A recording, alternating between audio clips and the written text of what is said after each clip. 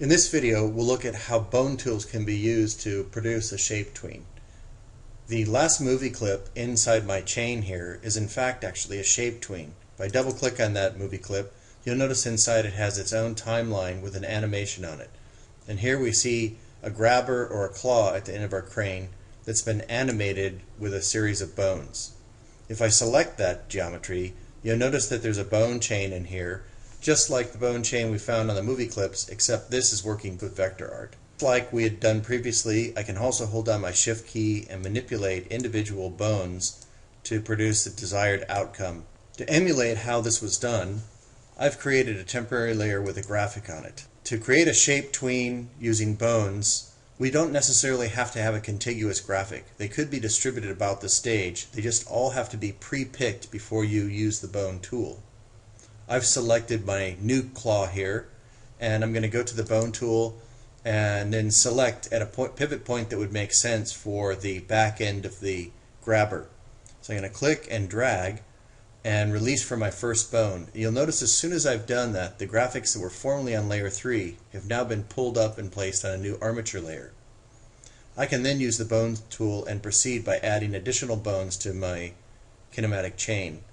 I'm going to add sufficient number so that I can manipulate this like a hand or a grabber. Once my bones have been placed, I could use the select tool, and just as we'd seen previously, I can manipulate this assembly from the terminal bone, or we could also use the forward kinematic method, hold down the shift key and move individual bones and manipulate the shape to our desired outcome.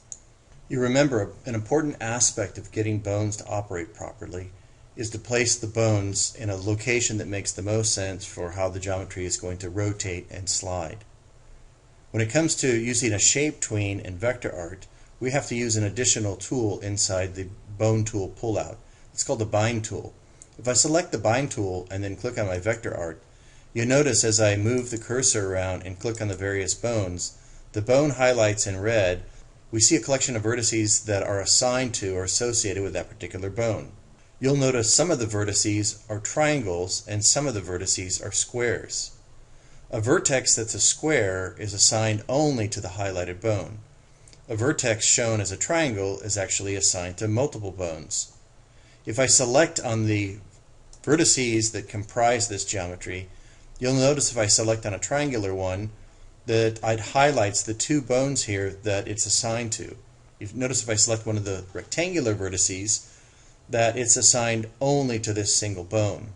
We can remove a vertex from a bone by simply holding down the Control key or Option key on the Mac and clicking.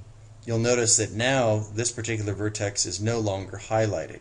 It's not associated with this bone, and should we move this bone, we'd probably find a pinch here in the geometry. I'm going to go ahead and add it back in by using the Shift key. Shift will allow you to join a vertex to a selected bone. You'll have to systematically go around the graphic until you find that you've got the proper relationship between vertex and bone so that your shape tween works properly. Once your bone system is set up and your shape tween is working properly, then you can begin to establish keyframes inside your timeline. I'm going to go ahead and move my playback head here to the end of the sequence.